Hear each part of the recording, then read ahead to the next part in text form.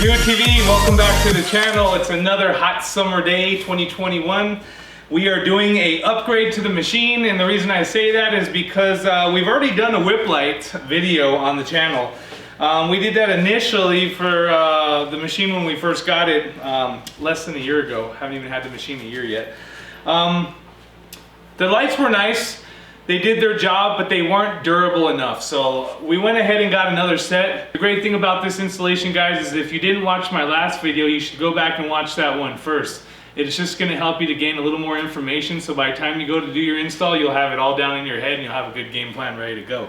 So what I would suggest is getting that video out of the way so you can see how we installed the first whip lights. We actually ran them through pigtails to the back tail lights of the machine. This time we're gonna run it into the center console into our power source, like they probably should, since it's gonna be on one control, and that way the AC turns them off, the system I particularly have in this machine, when I turn the machine off. So whether I leave the whip lights on by mistake or not, they'll shut off anyways once the machine turns off. So let's take a quick closer look at some of the items that come in this particular set. These guys are the 3-foot ones. Let me take these little bags off so you guys can see what they're looking like. So these are the 3-foot whip lights that come in the set. I think they're really more durable than the original set that I installed myself. One great thing about these is I like the way they have this swirl to them. These are meant to bend real easily, so if you hit something, they'll probably flex better than the original set I showed you in my first video we did. Another good feature about this is the spring. So it'll be able to flex not only with the actual whip light, the spring will also flex. So if you guys are going through a tight area and you happen to hit like a tree branch or I don't know, whatever's obstructing your pathway, these will be able to go back and then bounce back up. And of course, if you're hitting whoops and doing other stuff, you know, the whip light can bend and wiggle around without damaging the actual housing of the whip light or the quick connect. That's the problem we had with the older set. So this is the old set. And as you can see the difference here, these ones are just, it looks like a clear straw with a strip in it. It's just not that durable. I mean, that's why I'm replacing them, because although this housing held up on the older set, the connection didn't. So it renders this useless at any point. This one has this swirl. It gives you better features with the LED lights, more lighting in one square inch area than this. This is just a straight strip in there. As you can see, double-sided, but that's it. This twirls around so every space on this actual whip light will glow. What I can show you right here is what happened here. If you look right there, upon hitting a tree branch, I went to take this quick connect off, but the little actual plug that goes in there that connects to the mount that's on your machine, it got stuck and it didn't come out. It kind of pulled its way out and broke the wiring. So yeah, easy enough. Just get a new one, not try to fix these. This was kind of a tester. This would be great if you're one of those people that actually doesn't really do too much heavy riding or going over whip lights or anything like that. You're just, you know, just cruising around, probably not going through tight areas where trees are. This would be a great set. But other than that, let's get back into what we're gonna do. A few of the tools and different things that we'll be using I wanted to show you guys. This particular set also comes with another remote, simple directions, couple flags. I'm sure if you look, you can get different style, different design flags. The hardware to keep the flags onto these, I don't know if I'll put the flags on right away. I think I just want to get these. I like the more compact and smaller style too, guys, than these overly long ones. So you can also get a little mount bracket for $40 on Amazon, and you can mount it to the bar on the back of your unit, and then you can turn it on an angle. So if you don't want these lights to sit straight up and you want them to kind of drift off like that look, those are available for these, and they match right up to these whip lights as well. So what we're gonna do is we're gonna jump over to the next scene, next clip or whatever, and we're gonna check out some of the tools we're gonna use. Really quick, just a quick idea. So if you don't have some of those, you might prep yourself before ordering this or whatever, or go borrow them, whatever you're gonna do. And then we'll show you guys the installation. These are pretty simple. It'll be just quick in and out installation, and then that way you guys have options other than just wiring them to the pigtails like we showed you in the first video. All right, guys, some quick tools for doing this whip light installation. Me personally, I use these extensions with my Impact. And I think it's a number 18 socket, I believe. I'll give you guys the exact specs once we go to take the seat out. But I use those for the seat so I can get way back behind the seat and get those 2 nuts off. And then on the front is just 2 bolts that you can pull out and get to real easily without having to use extensions. So that's what this is for. Breaker bar is not needed. I actually had this out. It's just on the table, so in case you got to club someone, I guess. I don't know. But yeah, use the number 30 bit. It's a T30 bit. This is what's going to take off some of the plastic covers there where you're going to tuck some of this wiring for the particular way I'm installing in this video. I have some extra drills and then just some lighting, guys. One other thing that I keep, and I'll show it up close because I know not everyone has this stuff. But a suggestion, if you want to get some of this stuff for cheap and you don't have a high budget to go buy the high dollar stuff, you can jump over to Harbor Freight and just get some different clips and some little crimper tools and stuff like that, you know, electrical tape. One of the cool things about this particular tool that I have here is basically this little wire splitter. It's a wire stripper. Basically will take your wire and strip it down for you without even tearing through the wire itself. So I could cut that off and then just do it again right where that blade is. And there it is. So get one of those. They're only a few dollars at Harbor Freight. It makes it quicker when you're having to do crimps and stuff. If you are going to use crimps, and what I mean by is the wire connection crimps, these guys right here, so you can connect 2 wires from one side to the other, and then use your little crimping tool that I showed you guys right here to actually crimp down. That's my way of doing stuff. And then I use a little bit of heat shrinks, guys. It's nice to keep a set of these because you put them over your little connectors right there, and then you heat them up and it seals them. Helps to keep that moisture and water out so you don't have a short. So with that being said, these are some of the tools you might want to get, or at least borrow. If not, it's going to make the job easy. Otherwise, you're going to be rigging stuff up and it may not be weatherproof the way you want it if you happen to go into water or whatnot, get a short. So, all right, we'll see you guys in just a second. All right, guys, so what we have here is the whip light with the spring mount. This has a quick release connection on it, so that way you can take these off. So we unscrewed the wire. It's a simple little fitting that just unscrews and the wire comes off of the main harness. Put the main harness to the side, do that to both of these. And then you can take off your whip light with that quick release. Just put this guy to the side too until you're ready to mount it back on. We're primarily gonna just be working with the spring right now on the mounts to get it on these particular models, these newer Can-Ams here. They have some of these mounts ready to go, so basically you don't have to go and buy brackets that you would stick to your pole right here and then you can put your whip lights on. But if you do, you can get the ones I told you guys earlier about in the video, then you can angle them off so your antenna's kind of going off that way instead of straight up. I, however, want to just do mine where the hole is already ready to go, save a few bucks. So just take your little nut off. You're gonna have a lock washer and a regular washer. The regular washer is gonna go right there first, then your spring will go on top as such. Then it'll be your lock washer on the bottom and your nut. I did lie, I didn't show you guys. Get some regular wrenches so you can tighten this nut under there with a wrench or a ratchet wrench, whatever you guys have. So basically you might not be able to see me do this part. You're just gonna stick the nut up under the thread along with the lock washer and just get it up on there and get it started just gently. You can just hold it with a finger and then turn this just like that, so you don't have to sit there and try to turn the nut. Instead of trying to turn the nut with your fingers, you just hold that and turn this. And look at that, guys.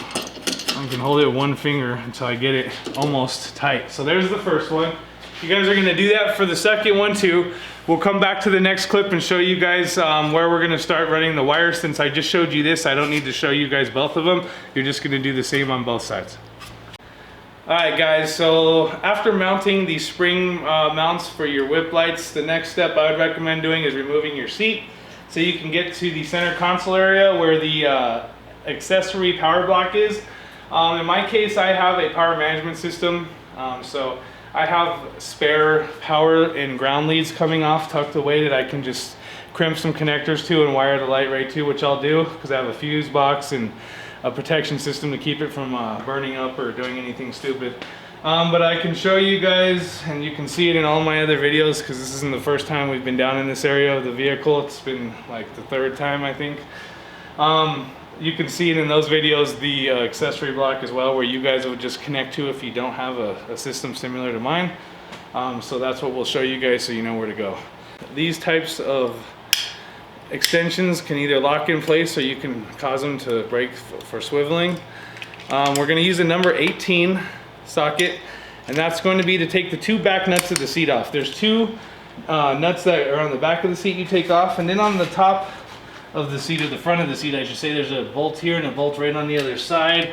And we're working with a 1/2 inch here and a number 13 to hold the nut on the back as you take that bolt out as well. So those are the tools you want to get together for this job. I'll take one of the nuts out and show you guys. You're not going to be able to see me do this because it's really tight, but let's check it out. All right guys, so just take your extension and run it behind the seat to the first nut. Just get it over the top of it. As you can see, I have now the extension right here sticking up so I can put my impact gun and loosen that bad boy. That's what we're gonna do. And you can hear that it just came off. So let me show you what this nut looks like so you guys are knowing with the 18 inch, or the number 18 socket. So it's just a nut. There's two bolts that stick up. The seat bracket goes over it, and then the nuts go on top to tighten the seat down. So number 18. So that's the first one. We'll do the second one, and then we'll come back to you guys in a moment when we do the two front ones, since you know what this ones look like. Okay guys, so I'm using one of these extensions instead of all three, and you can see this is beveled. I don't know if you can see when you're zooming in or if it focuses right, but it's beveled down, so when you put these particular sockets on, you can lock them in or you can just pop them up a little bit and they sit like this. Right here, the pathway to this bolt to take out the seat's kind of in the direct path of this bar, so if you try to go in with it straight, you're gonna probably strip, but with a little bit of movement like this, look at that. I can get right on there without damaging the bar by having this spin and scrape my bar, or by stripping the bolt. So you're gonna use your number, your 1/2 inch socket with a number 13 on the back here to hold it in place. We're just gonna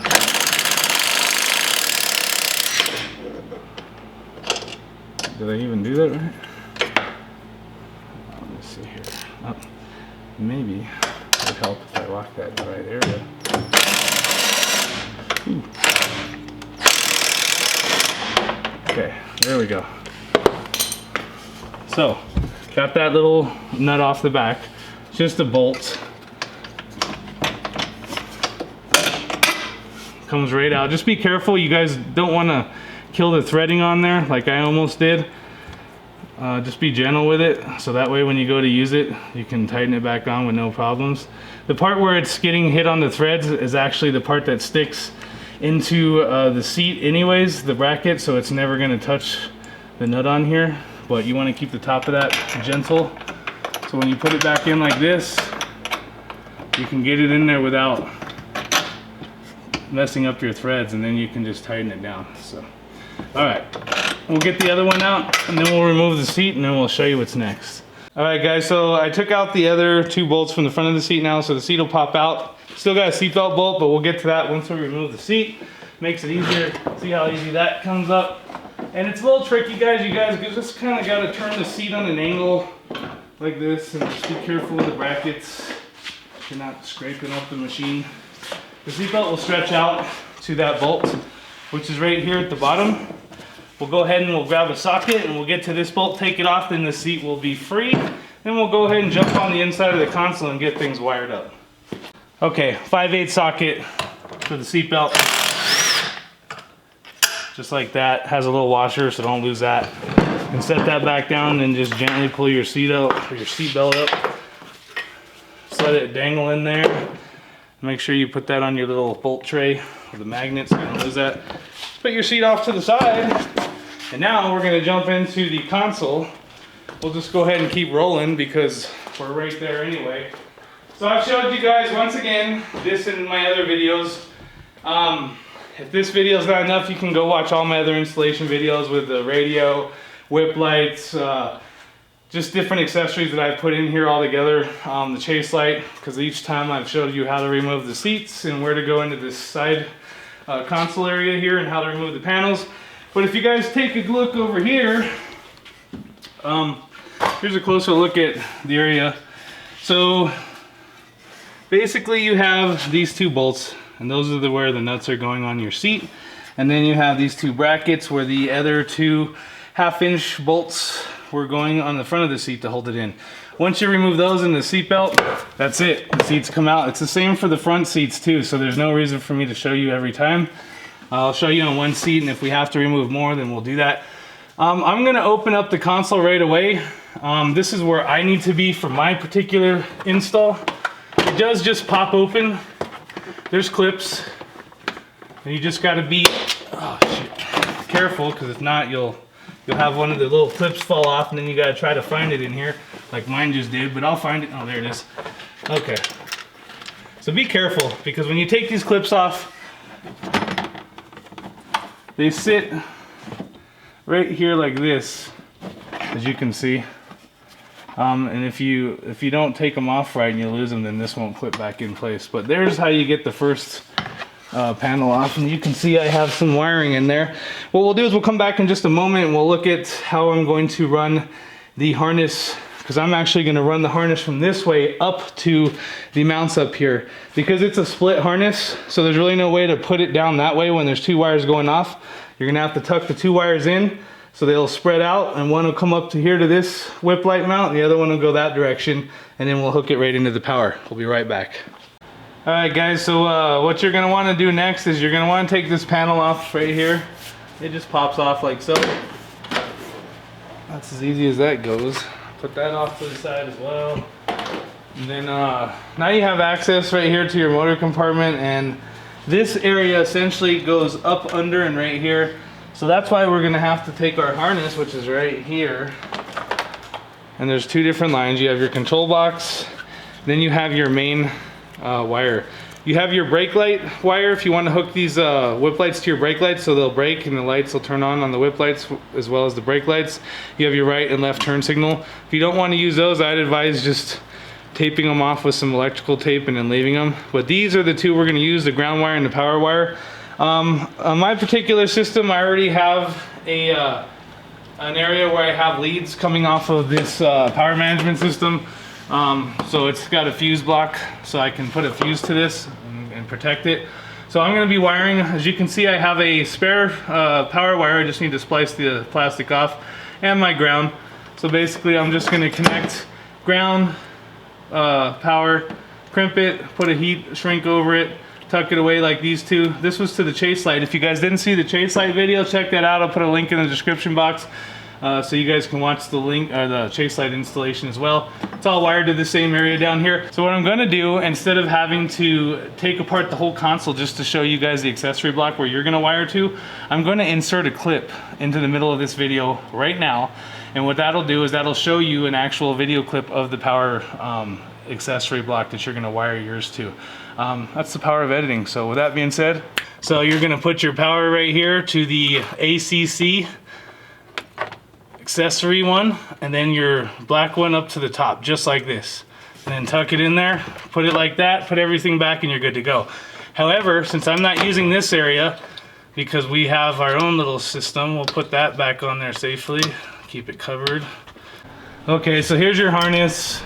Here's the wiring I just showed you, which wires to use. We're just gonna set this in here like this, because it's essentially gonna connect to my little ground wire and power wire here. But it's in the meantime, what I need to do is I need to run these wires through here, up this way, and I'm gonna run one up to the whip light mount on the passenger side, and the other wire is gonna go that way, and then run up to the driver's side whip light.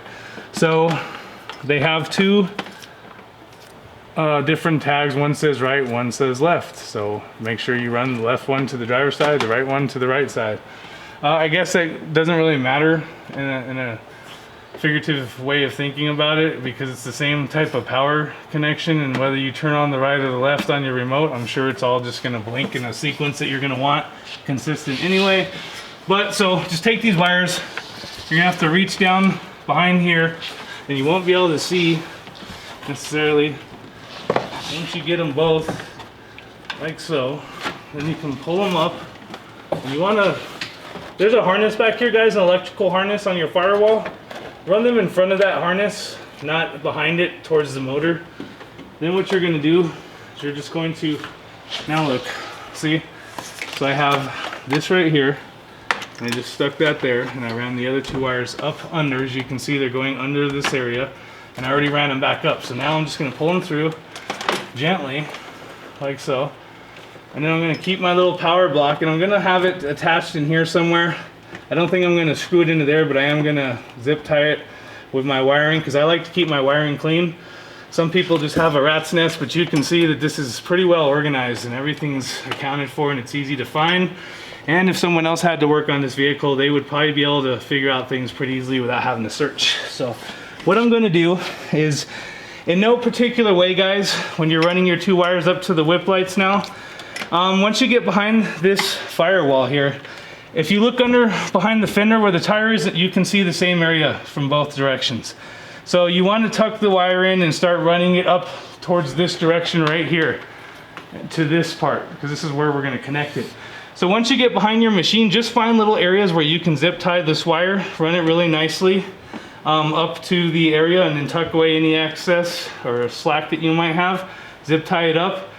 And then we'll get all the covering put back on, but there's no real particular way to zip tie it. It's just to find little crevices and areas that you can zip tie it to. I'll put it up and then try to give you a bird's eye look of how I did it after the fact. But that's the main part, is just getting it in there, running it through here, and then running it up behind these walls up to this area right here. So I'm gonna go ahead and do that. Take a quick second, and then I'll come back and show you. Okay guys, so now that we've went ahead and showed you where to run the wiring to get them up to the whip lights, we're gonna go ahead and connect the power wire. So as I told you, the yellow, green, and white are for turn signals and brake lights. If you don't want to have that, and you don't want to go out of your way to wire that into your wiring harness, I would just take some simple black tape and just go ahead and tape them off. Try to get the connections taped off too real well here. And what you can do even, and if you're smart, so once you get that on there, you might want to take a heat shrink, which is this guy right here. And this is a package I got on Amazon, so you guys can order these. But you can take a heat shrink and simply just put it through the wiring here, if it'll fit through this one. Sometimes these are too small. And then you can just simply slide it over this, like that. And if it's too tight, then you want to get a different one. Well, if you get this all the way down like so, then when you heat this up, it's going to shrink around that, and it's going to protect that from getting water in it.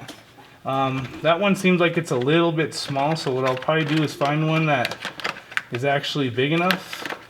I may have used all the bigger ones up already. I thought I had some bigger yellow ones, but I guess I don't.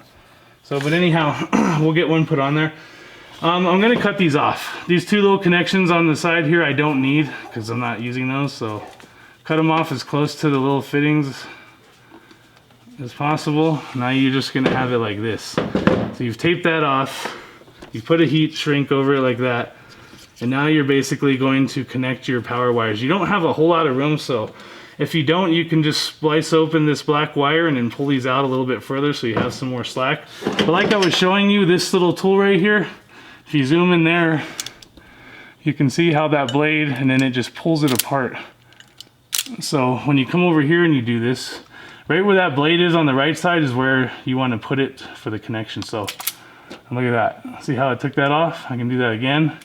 Get a little bit more. Same with the ground wire. Just come in and look at that. And if you don't like how long it is, do it again. Look, bam. Look how easy that is. No using the lighter and this and that. So these are real tiny wires. So I'm probably gonna have to use kind of a small crimp here. Probably this guy. And what you can do is you can take your wire after you twist it and bend it in half again. And when they're really that tiny, then what you can do is make a fatter end. Then when you stick it in that hole down in there, it gives a little more leverage for the wire connector to grip onto when you crimp it down. So basically, we're going to crimp this particular red one to the orange one. The orange one on this unit is the power. So I'm going to go ahead and clean off that wire there with this. Yeah, makes it so much easier to splice your wires. So there's that one. So you can see that one's done. I'll take my ground over here and get that one done too. Twist them up. If you don't like how much you got, give it a little bit more. And guys, great tool at Harbor Freight. The heat shrinks that I just showed you are not from Harbor Freight, they're from Amazon. But the little set of crimps that I have, wire crimps, is from Harbor Freight. And it gives you an assortment of different ones and little plugs and grommets you can use to drill holes and put grommets inside through your firewall, which makes a nice entryway so it's not got a sharp edge and then it cuts one of your wires, causing a short. So what I'll do is I'll check this side first and see if that's gonna fit in there. I may have to pull a few of those away, which I think I'm gonna have to do. See, this wire that's going into one side of this wire crimp or connector is pretty fat wiring. We're gonna go ahead and just pinch that down with the wire crimper, as you can see, like that. Oh, be careful though, you don't want to. What I always somehow manage to do is squeeze it too hard and then it tears the plastic, which can cause water or moisture to get in there, so you want to be careful of that. Don't forget to put your heat sleeve over that, because if you forget and then you crimp the wire, you're gonna have to cut it and redo it over. So find one that fits it. I like these yellow ones. These yellow ones seem to fit really well for all the crimps I'm using. Slide that over the crimp and look how tight that is, guys. So sometimes you're gonna have to pull some of the wire out a little bit further just so you can see. But as you can see, I'm gonna put my power wire on the other side. In fact, I think I'm gonna go ahead and crimp a little bit more of that away. There we go. I just feel like I want a little bit extra there to twist together, because this is a small little tiny wire. It's not the greatest wire, but if you're planning on getting that in there like this, with any luck and being able to crimp down on something, you're gonna need a little bit of that wire exposed. That's what sucks about these little harnesses that they give you. Sometimes they're not quite thick enough.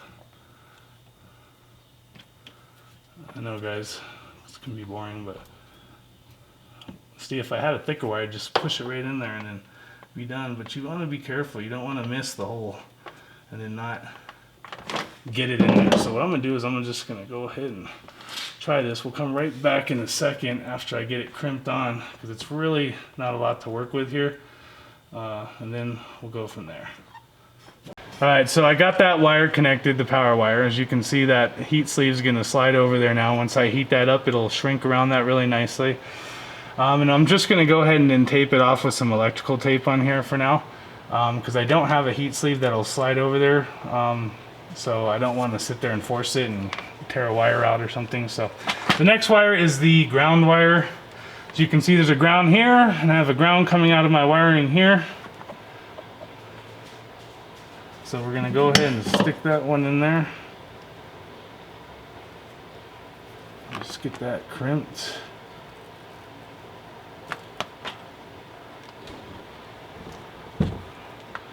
Now, I'm gonna slide a heat shrink over that so we don't forget. I'll put this out of the way here, since we got what we needed for the heat shrinks. Then we'll slide one over there. Just keep it down there for a minute. That's the crucial part, guys, is not forgetting to do that. Because once you, like I say, once you get it in there and crimp it, that's it. You're gonna have to just put some tape over it and hope for the best later. Not even these are air foolproof, but it's better than nothing. You know what I mean? I don't plan on going underwater. I don't have snorkels, so I'm not gonna push my luck with this machine, but you know, you're gonna be washing it and getting water down in there, residual. So there's that. So now that we have it hooked up, what I'm gonna do is I'm gonna get the heating gun, I'm gonna heat these up, and then I'm gonna put some black tape over the remaining part of this really well. And then what we'll do is we'll turn on the machine. I should have a light turn on, which will tell me which power port I need to put my 10 amp fuse. Remember, guys, for this particular model, and this particular light, I'll put the link in the description so you know exactly what it is. It requires a 10 amp. If you go any higher than that, it won't blow when it needs to, and it can cause a fire. Okay, guys, so we're gonna go ahead, and since we've wired the whip lights and got them both connected and mounted, only thing left to do after testing is to put everything back together and just finalize your zip tying. And that's as easy as it gets. I'm gonna turn on the unit. We should get a light that pops on the fuse port there. If it does, that's where the 10 amp fuse will go, and that should give us active whip lights. Alright, so as you can see, that's and that little beep you heard is my radio connecting, but that's the fuse port, and there's a little button here actually you just push. And you can see it's number 1 that I'm using, so I'm just going to put this in number 1, put that back on. Now come out here and check out the nice new whip lights. And there you have it, guys. Check it out. Looks nice. Check it out from the front of the vehicle. And so you can change them to red. I can change them to green. There's all kinds of different modes here. Let's see what kind of modes we got. Oh, there's a mode there. There's another mode. Oh, that's cool. Another mode.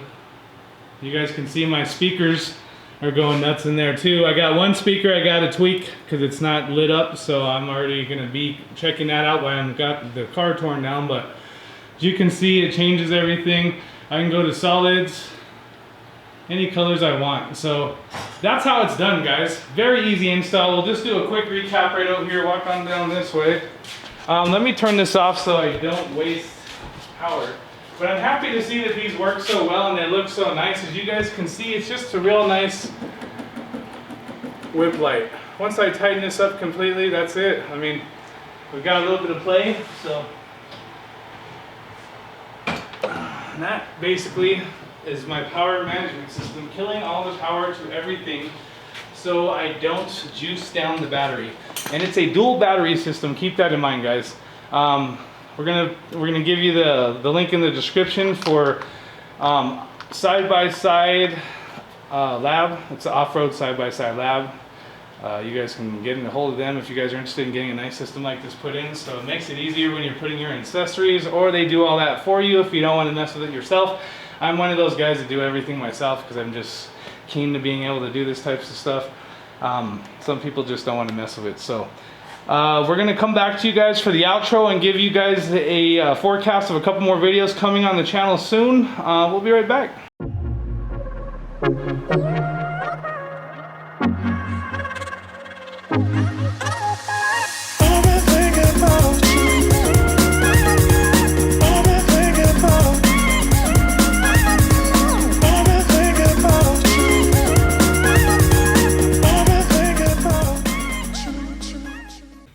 Alright, Review It TV, I appreciate your patience watching this whole video. I'm glad that you guys were able to see the second upgraded install of our new whip lights on the machine. Didn't like the first ones as much as I thought I was, but I would recommend them on lighter surfaces. But if you're going to be doing a lot of climbing or jumping or just rough riding sometimes, then you might want to consider getting this newer set that we showed you today. With that being said, we're going to go ahead and just kill the outro. Video forecast, video forecast here. Next video we're going to install these. These are the Ace Racing 4-point harnesses, and I'm sure you guys have seen these if you've been browsing the internet or looking online for harnesses for your own machine. These seem to be one of the more reasonable sets. I said, why not? I wasn't planning on getting them to begin with, but I seen them for a good deal, so I decided to get 4 of them. The only thing is, with most sets, sometimes you have to modify the hole on the harness where you strap it into your machine, because sometimes the harness holes aren't big enough for bolts depending on your machine. We don't know yet. We haven't started with ours, but check out that video. It'll be coming. Another video is we're going to take off to an exclusive location. We're going to be up in the mountains, rivers, all kinds of different stuff with the machine. We'll have drone footage, lots of goodies coming up. And then we have more videos. We're going to start doing a little more with the suspension, I think, next, since we've got most of the accessories done that I want on this machine. I appreciate you guys tuning in to Review It TV. If you're not subscribed, please consider subscribing. It does help the channel. We want to hit the milestone of 1,000 subscribers. So we're about at 600 now. It's moving slowly but surely. I enjoy it. I appreciate you guys tuning in. I hope you enjoy it, and we'll see you next time.